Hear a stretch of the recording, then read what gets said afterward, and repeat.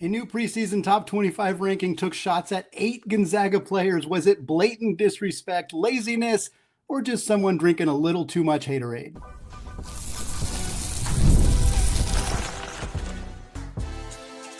You are Locked On Zags, your daily podcast on the Gonzaga Bulldogs. Part of the Locked On Podcast Network, your team every day. What's up, folks? Happy Wednesday and welcome into the Locked On Zags podcast, part of the Locked On Podcast Network, your team every day. I'm your host and longtime Gonzaga podcaster, Andy Patton, here to bring you news and updates on all things Zag athletics. Right now, folks, new customers can bet just $5 on FanDuel, and if your bet wins, you will get $300 in bonus bets to use across the app. Download the FanDuel app today. Fun stuff for you on this live edition of the Locked On Zags show here on YouTube. Jersey numbers are out, sort of. The team hasn't actually released the jersey numbers, but we saw some videos of some behind the scenes from the photo shoot, and we know the new jerseys for the new players on Gonzaga's roster. We'll talk about that, plus a jersey number change for one of Gonzaga's veterans, plus the 2027 recruiting class got their updated rankings from 247 Sports. We now know that Gonzaga is pursuing 6 players who are all inside the top 50 of that class rankings. We'll talk about that in the second segment, but we are leading the show with a news story about a top 25 ranking that wasn't super favorable for Mark Few and the Gonzaga Bulldogs. And I want to get into that, but I also want to make a shout out here very quickly. For those of you who listened last week, we did a segment about the great Evan Miyakawa's website, evanmiya.com. and his team and player ratings, which came out for the upcoming season. Gonzaga was 16th among the team rankings, but as we talked through the player ratings, we noticed that Jalen Warley was I think he was 1800th, 1,815th among players, and that didn't feel right. And we talked about that on the show of this feels like maybe something's off. Evan listened to the show and went and looked at his data and found out that yes, the computer was not polling Jalen Warley's previous time at Florida State. He made the fix, and it made a pretty big difference. Warley went from being outside the top 1,800 among players for this upcoming season to being 155th, which is a massive change. And it actually bumped Gonzaga all the way up from number 16 to number 12 in the rankings. So shout out Evan for hearing the feedback and for going and checking and making the change and letting me know. I appreciate that. Always very cool to see people in this space who are receptive to that kind of stuff and making those changes. And one of my favorite things about college basketball is that it tends to be a very positive community, which is going to make this transition into our next topic a little bit choppy, but we're going to do it here. For those of you who missed this news, the Field of 68, which is a podcasting network started by Rob Douster and Jeff Goodman, they have since not merged, but they are now working with On3, who seems to be merging with everybody. They merged with Rivals. They're now working with Field of 68. It's effectively going to be the written part of Field of 68's production is going to be going through On3, and their podcasts are going to continue as they were. Regardless, the reason I bring this up is because one of the first written articles for the Field of 68 folks at On3 is a top 25 preseason rankings. And in that list, Gonzaga came in just inside the top 25 at number 24 overall. And my qualms are not with Gonzaga being 24th. I think it's a little low, but it's not egregious. Unranked would feel wrong. I think we would feel like that they deserve to be ranked, but I don't think 24 is terrible. John Rothstein has Gonzaga 18th. Gary Parrish has Gonzaga 21st at CBS. Granted, those rankings were from before Gonzaga's acquisition of Mario Saint-Superi, so they might change a little bit, but preseason rankings don't really mean all of that much, and the difference between 24 and 21 and 18 is pretty minor. However, in the write-up for Gonzaga, every single thing written about Gonzaga players was negative. And some of the things that were written, they weren't factually untrue, but they were at best misleading. I think it was probably more so just not getting the correct amount of context for some of these things. And so what we're going to do is I put some of the quotes from that blurb, from that write-up here in the notes, and we're just going to kind of go through and talk about where they're maybe not so right, maybe where there are some justified concerns for this Gonzaga roster, and then maybe the things that just don't seem to to really make sense for what Gonzaga needs or is looking for this upcoming season. So we'll start the very first part of this write-up from On3/Field of 68 says, quote, Braden Smith has a chance to be good, but being an undersized pass-first point guard in the Patriot League doesn't guarantee that he'll be able to have the same impact at this level. And again, fundamentally, I don't think that that's incorrect. Braden Smith is not guaranteed to be immediately good for Gonzaga because he was good at Colgate. But this completely ignores a critical part of the context here, which is that Braden Smith didn't transfer directly from Colgate to Gonzaga last year. He sat out all of last season while at Gonzaga. And the track record for Gonzaga in terms of developing players during a redshirt season is a huge contextual part of this conversation. Again, I know that these blurbs were not going to be 1,000 words or 500 words or even 200 words per team. I understand that. You cannot go into detail on everything. But that is a significant part of this specific development for Gonzaga that is omitted. Braden Smith does not have to adjust on the fly the way that Ryan Nembhard struggled the first half of his first season at Gonzaga, because playing point guard at Gonzaga is very hard. And even Nembhard, coming from a stronger program in a stronger league, Creighton in the Big East, struggled to start his career. Smith may struggle to start his career too, but he had that whole year to learn from Nembhard, that whole year to practice and understand the system and understand what's asked of him. And I feel like omitting that detail just doesn't quite serve, doesn't quite tell the whole story about Smith's decision to come to Gonzaga and what he's going to be able to do this upcoming season. Next up, the Field of 68 crew wrote, quote, Mark Few is also betting on Adam Miller and Tyon Grant-Foster returning to the form we saw out of them in previous seasons. No argument for Tyon Grant-Foster. Absolutely, Gonzaga is hoping that he looks more like the player he was in the 23-24 season when he was the WAC Player of the Year, averaged 20 points per game, than the player he was the year after that. Grant-Foster was dealing with some ankle injuries in the most recent season, but again, that's fine. No real issues there, obviously, for Gonzaga. They're hoping not only that he returns to form, but that he gets his waiver approved and is eligible and start playing for this team. Still no update on that front. However, the Adam Miller argument is frankly just blatantly false. Gonzaga is not banking on Adam Miller to return to a previous season's production at all. Last year, Adam Miller averaged 9.8 points per game while shooting 43% from three. The two previous seasons, he was in double figures scoring-wise, but he shot under 32% from three. One year, I think it was like 30.8, and the other year was like 31 something. He was a significantly worse three-point shooter in those 2 years while averaging slightly more points. That's not what Gonzaga wants. Gonzaga will take less points. This would be a ridiculous question to ask Mark Few, but if you were to ask Mark Few or to get a sense of, would you rather have Adam Miller average 8 points a game on 45% shooting or 14 points a game on 30% shooting, I think you're probably taking the 8 points, because what he is here to do is space the floor. He is a Nolan Hickman replacement. He is the same size. He is the same experience level as a multi-year college guy, and he is here to be a knockdown, floor spacing, off-ball guard. Gonzaga does not need him to score 12 points per game. They may not even need him to score 10 or 9 points per game.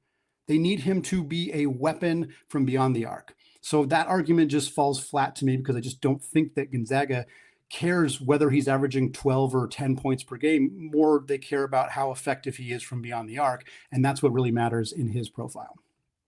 Moving forward, the write-up also continued and said, quote, Jalen Warley is talented, but he redshirted last season and has never quite lived up to the potential he has. Again, won't really argue that last part being true, but I don't like the way this is framed as saying, but he redshirted last season. Like, that kind of implies like, yeah, he's talented, but because he redshirted last year, maybe he's not actually that talented. I know that that's not what they mean, but that's the way that it's framed. And again, it ignores the context here. The context being, Jalen Warley only redshirted last year because his coach, Tony Bennett, retired suddenly 17 days before the college basketball season started last year at Virginia. Warley chose intentionally to transfer and redshirt, knowing that he would sit out for a year and play his final year of eligibility in 25-26. He then went out to find a program that has a track record of successful player development and landed on Gonzaga. None of that context is in this conversation, and it's framed instead as like, Jalen Warley hasn't lived up to expectations and redshirted last year, therefore, what can you really expect from him? And I just don't think that's a proper way to frame this, especially once again, considering Gonzaga's track record with developing talent in redshirt years, going back to transfer players like Kyle Wiltshire and Brandon Clark and Nigel Williams-Goss and Jonathan Williams. And of course, the kind of infamous transfer or the infamous redshirt story for Gonzaga, which is Kelly Olynyk back a little over a decade ago in the 2012-13 season. Last kind of blurb in this paragraph here from the Field of 68 guys says, quote, Steel Venters is coming off back-to-back season-ending injuries. Mario St-Superi is adjusting to a new country. Even Braden Huff and Graham Ike have their limitations. Okay, no argument on Steel Venters. Not even really going to argue that Braden Huff and Graham Ike have their limitations, but having that be the only thing you say about what is arguably a top three, I'm not even sure it's arguable, a top three front court in college basketball coming back to Gonzaga, and the only thing you can write about those two players is even they have their limitations. That's all you can write. Yeah, you could also have written that they, can't, a D3 player getting in the paint could score on them. That's a legitimate concern, a legitimate complaint, a legitimate criticism of their front court. But to just simply say, they have their limitations without acknowledging these are two of the best offensive front court players in all of college basketball, and they're on the same team, feels very disingenuous to me. Outside of that, my biggest gripe is the single sentence about Mario St-Superi. All he said about Mario St-Superi is adjusting to a new country. Of course that is true. Of course that is true.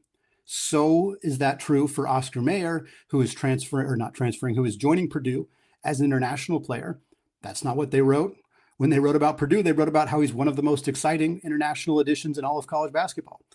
Luka Bogovac, who plays for North Carolina, who came in at number 25 on this list, was written similarly. Luka Bogovac is one of the most exciting international additions in all of college basketball. Why are we not writing that for Mario St-Superi, who is also one of the most exciting additions? Mario also, yes, he's young. Luka Bogovac is 22, so that transition is likely not viewed as being as challenging for him. But my goodness, if you've watched Mario, if you watched what Mario did for Baxi Manresa last year professionally, if you watched what he did these last couple of weeks at Eurobasket, I can't imagine being overly concerned about that. And I think that framing it as such, when you didn't frame the other international additions in the top 25 the same way, that's when it starts to feel, I don't want to say personal, but it was clear that the intention behind this blurb written about Gonzaga was negative. I have literally quoted directly every single sentence in this blurb except for the last sentence, which basically says, but it's Mark Few, and Mark Few always finds a way, which is true. And again, if you wanted to write your blurb to be negative, but also Mark Few's great, so positive, I suppose that's fine. But some of the negative things here just aren't really based in reality. The Adam Miller thing doesn't make sense. Claiming Mario St-Superi needs to adjust, while true, doesn't really encapsulate the extent of his success internationally. And obviously, just limiting your conversation about the two best or one of the best front courts in college basketball to they have their limitations, that's when it starts to feel like almost intentionally disingenuous or misleading. Is this big of a deal? Not really. Not really. It's one of many preseason rankings. It's mid-September. It doesn't matter. They're not, it's not going to count in like the AP poll or anything like that. It's just a conversation about Gonzaga. But it felt particularly negative in a way that wasn't entirely genuine in terms of what we're actually expecting for Mark Few's team this upcoming season. Are there flaws? Absolutely. Are some of the things listed here legitimate concerns? 100%. Most of them are. There are legitimate concerns, especially with Tyon Grant-Foster not having his eligibility sorted out at this point, the lack of time that Mario spent on campus. All of those things are legitimate. Steele missing 2 years, Grant-Foster not being great last year, like those things are all true. But I don't think that this was framed in a way that really sells why even have them ranked at all? Like there was no real argument in here that indicated why they even believe Gonzaga belongs in the top 25, which kind of makes me think they just tossed a few teams on the bottom, being Gonzaga and North Carolina. They are usually in the top 25, so we'll give them a spot, but we don't really have anything nice to say about them, which I just disagree with the general premise around their framing of this team at this point in the offseason.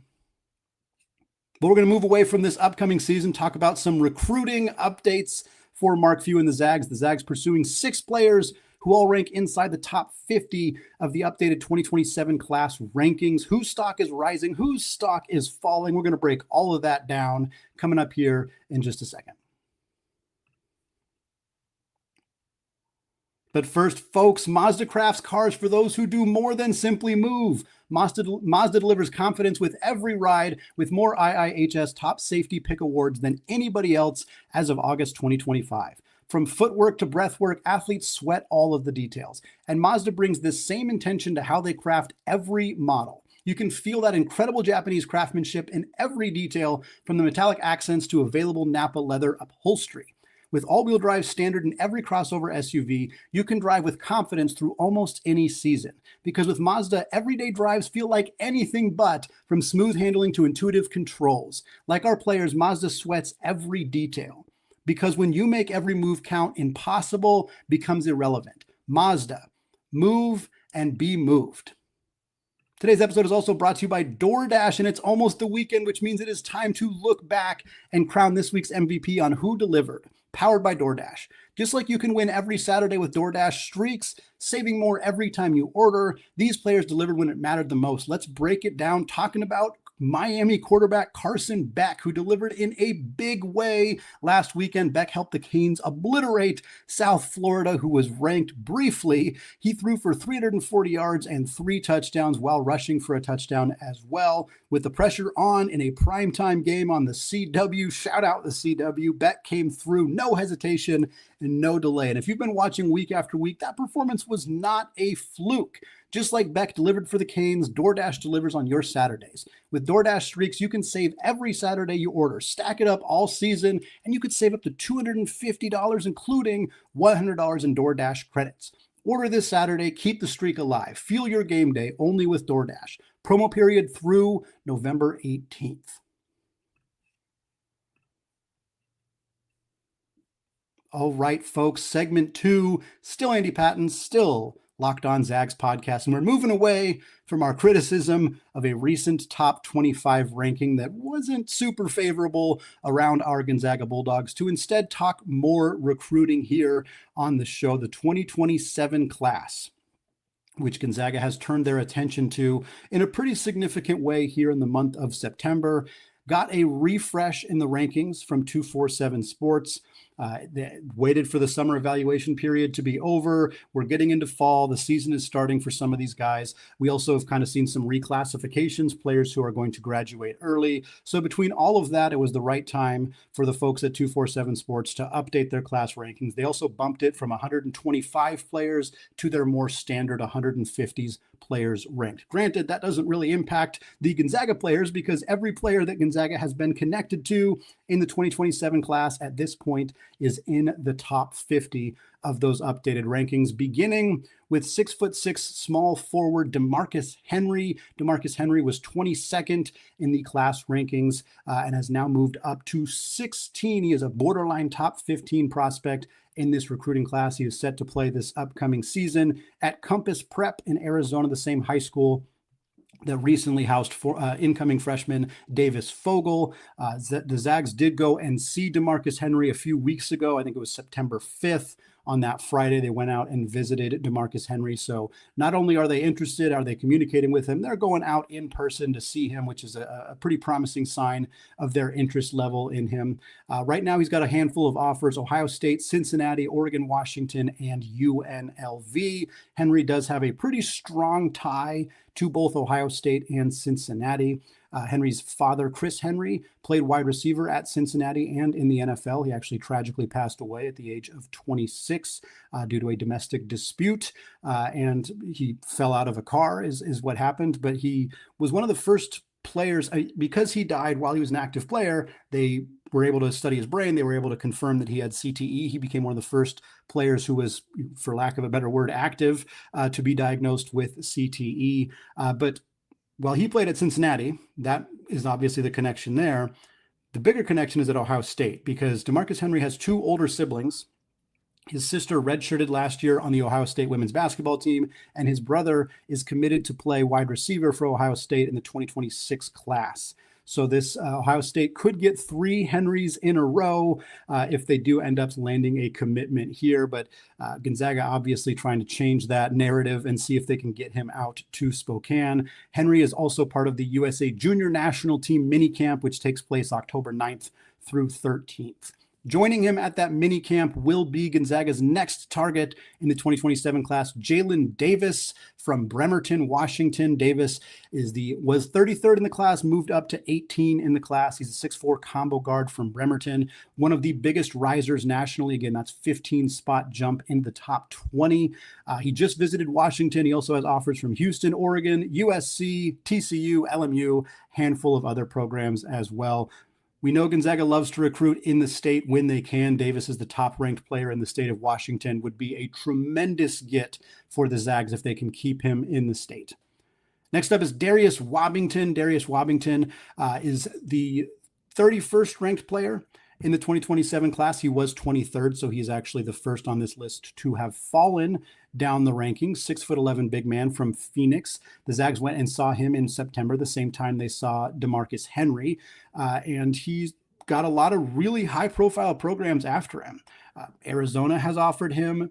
Purdue has offered him. Indiana, Louisville has been very aggressive in pursuing him. Arizona State, Cal, etc.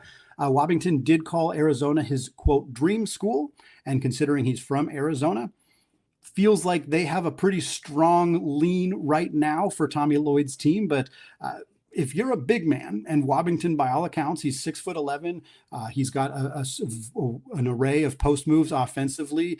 He's developing defensively. He can also stretch the floor a little bit.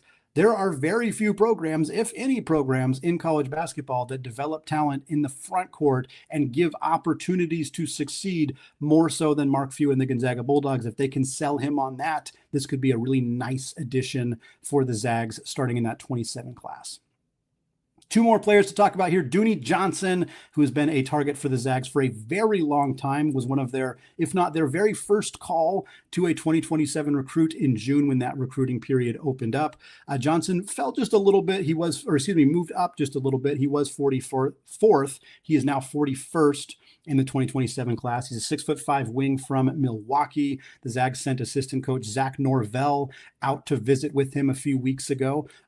The perfect player to go visit with Dooney Johnson. Norvell was a very good high school 2-way wing from the Midwest. Dooney Johnson is a very good 2-way high school wing from the Midwest. So Norvell can go out there and speak about Spokane and speak about the development of Gonzaga's system and how great he became while at Gonzaga. So hopefully that was a compelling visit for Norvell to Dooney Johnson to help get this young man to consider Spokane, especially when considering that local programs like Wisconsin and Marquette, as well as other big-time programs like Mizzou, LSU, Nebraska, and Cincinnati have all made offers to Dooney at this point. Last up for the Zags in their 2027 pursuits is Gene Roebuck. He is from California, 6'5" wing from La Mirada, went from 40th in the class to 48th. So fell, but still stayed in the top 50. He's actually still the number 1 ranked player in the state of California, which feels kind of insane to me that there's 47 high schoolers ahead of Gene Roebuck and none of them are in California. Regardless, the interest that we've seen in this 6'5" wing has been expansive. He has offers from Kansas and UCLA, as well as Cal, Arizona State, San Francisco as well. So another wing, another kind of versatile 2-way guy. He's a really, really good scoring guard. He prides himself on his defense, though. That's what he always talks about in interviews. But the young man can also put the rock in the net and is a very, very good player that the Zags have been in on for quite a while as well. Well, folks, we'll have more on the 2027 and 2026 recruiting classes as things are continuing to heat up for the Zags out on the recruiting trail. But now we're going to switch gears to close out the show. Graham Ike changed his jersey number for the upcoming season. We'll talk about that, plus 4 new Zags and what numbers they'll be wearing this season. All that coming up here in just a second. But first, folks, most people cannot even name their financial accounts or what they're worth, whether it's their 401ks, their properties, or their investments. And when you don't have the full picture, you can end up leaving money on the table. And that's why there's Monarch Money. It's an all-in-one personal finance tool that brings your entire financial life together in one clean, easy-to-use interface on your laptop or on your phone. Monarch does the heavy lifting for you. You can link all your accounts in just minutes, see clear data visuals, get smart categorization of your spending, and finally feel in control of your money without ever having to touch a spreadsheet. My wife and I are doing a lot of planning right now. We got a new car. We got an 18-month-old. We're spending a lot of time making sure our finances are up to date and in good shape. And Monarch makes it so simple for us to review those finances together. We can both see budgets. We can see our goals, our spending activity in one place. So do not let financial opportunities slip through the cracks. Use code LOCKEDONCollege at monarchmoney.com in your browser for half off your first year. That's 50% off your first year at monarchmoney.com using code LOCKEDONCollege.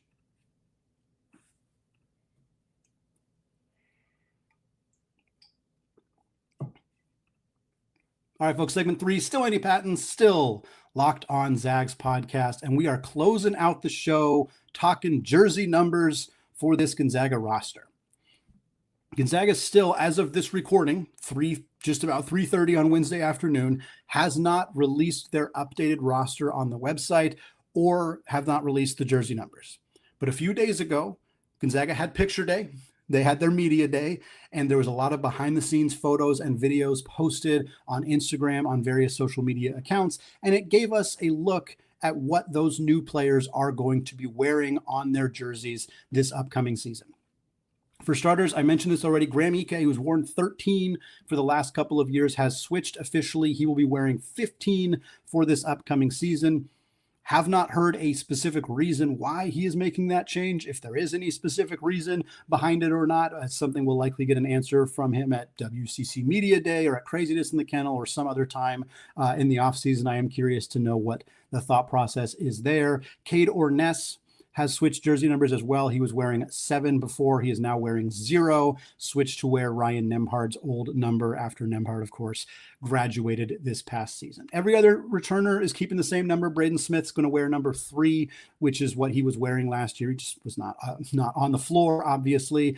Number worn by Andrew Nembhard, as well as Adam Morrison and many others in this program. Jalen Warley is going to wear number 8 for Gonzaga. As far as I could tell, using Basketball Reference and going back 25 plus years, I didn't see anybody labeled with number 8. It could be wrong.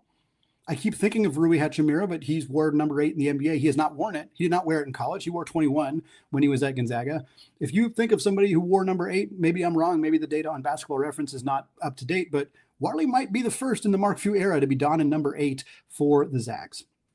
Also, of course, because Tyon Grant-Foster is not with the team, because he does not have his waiver, he is not part of this. We do not know what number he's planning to wear in a Gonzaga uniform. It's worth noting, however, that the 2 jersey numbers he wore at he wore number 7 at Grand Canyon. He wore number 13 at Kansas prior to that. Those are the 2 numbers that players switched off of. Graham Ike switched from 13 to 15. Cade Orness switched from 7 to 0. Graham Ike would not switch his jersey for a new player coming in unless he wanted to. Like, he does not have to do that. That is not something that is asked of him. It would be insane, especially with Grant Foster not even here, for Graham to change his number because of that. It's possible that Cade Orness is changing his jersey number in part to allow Tyon Grant-Foster to wear number 7 if/when he gets his eligibility approved. I don't know if that's the actual reasoning behind it, or if Orness prefers wearing 0 and just was waiting until Ryan Nembhard was gone. But it could be a coincidence, but it's at least worth reporting that the 2 players who changed their jerseys are changing to make numbers available that are the 2 numbers that Grant-Foster used to wear before coming to Gonzaga. In terms of the 4 newcomers, here are the jerseys they're going to wear this upcoming season. Adam Miller, the transfer from Arizona State, who wore 44 at Illinois. He wore 44 at LSU. He wore 44 at Arizona State. He's not wearing 44 for the Zags due to the retirement of that number for Frank Burgess a very long time ago. So Adam Miller is entering his Michael Jordan era. He is dropping number 23 for the Zags, last worn by walk-on Matthew Lang a few years ago, previously worn by Zach Norvell, who we mentioned earlier, as well as Eric McClellan. I'm sure there are others, but those were the ones that stood out to me. So fun to see Adam Miller entering his Jordan era here. And then among the freshmen, Davis Fogel will wear number 4 for Gonzaga. He mostly wore 4 in high school. That's what he wore at Anacortes. That's what he wore on the summer circuits as well. But at Compass Prep, he wore number 11. So he's going back to the number that he probably wanted to wear all along. Of course, 4 was most recently worn by Dusty Stromer, who has since transferred and will be at Grand Canyon this upcoming season. 4 is perhaps most famously worn by Kevin Pangos during his 4 years at Gonzaga from 2011 to 2015. Parker Jefferson's wearing a classic big man number 32 for him. He was actually 23 in high school at Inglewood and at his high school in Texas prior to that. Even pictures of him playing on the summer circuits. It looks like he's always been wearing 23, Presumably, Adam Miller wanted 23 when he couldn't have 44, and you're going to always defer to the senior over the freshman. So Jefferson, I'm guessing that's why he switched to 32, keeping the same 2 digits, just flipping them around. It's actually been nearly a decade since somebody wore 32 at Gonzaga. That somebody was freshman Zach Collins in the 2016-17 season. He was the last player to wear 32 for Gonzaga. Prior to that, Sean Mallon and Zach Gord, 2 great players in the early part of the Mark Few era, were both wearing 32 before Collins donned it quite a bit later. And then last but not least, Mario Saint-Superi will don number 17 for the Zags this upcoming season. Mario was wearing number 5 while at Eurobasket. I was kind of wondering if he was going to try to get number 5 for this year, which is a pretty famous number for Gonzaga. Gary Bell, Austin Day are two players that come to mind who've worn number 5 in a Gonzaga uniform. But Mario's wearing 17, and he wore 17 for Baxi Manresa, which was his pro club in Spain. So it's possible that 17 was the number he always wanted to wear, and that 5 was because somebody else was wearing 17 for that Spanish national team. But it's kind of fun because similar to wearing number 8 for Jalen Warley, I looked through every roster for Gonzaga over the past 25 years, and I did not see a single player who has ever worn 17. I could not find one. Again, 25 years in the Mark Few era. It's possible there was players in the 90s, 80s going back who wore number 17, but I couldn't find anybody since Coach Few took over who wore number 17. Would be a pretty cool thing if Mario got to be the first player to don that number in a Gonzaga uniform. Again, if you think I'm wrong, if you know I'm wrong, if you can prove it with a photo, please let me know. I just was going off of Basketball References data, which was very complete, but could have some inaccuracies on it. But I couldn't also think of anybody who wore that number in the time that I have been following Gonzaga hoops. That's going to wrap it up for me today. Again, we'll find out what number Tyron Grant Foster is going to wear as soon as we find out when Tyron Grant Foster is going to get eligible for this team, hopefully very soon. I've been asked about it pretty regularly. And folks, I promise you, if I knew anything, I would tell you. If I had the ability to tell you what's going on with Grant Foster, I would, but I don't. I don't know. Nobody else seems to know. It's a long waiting game from the NCAA at this point. Thanks again, folks, for listening. Again, we'll have one more show later this week. We'll keep you up to date on recruiting, keep you up to date on Grant Foster, get you ready to go for Craziness in the Kennel, which is just a couple weeks away. Thanks again, folks. Have a fantastic rest of your day. And of course, as always, go Zags.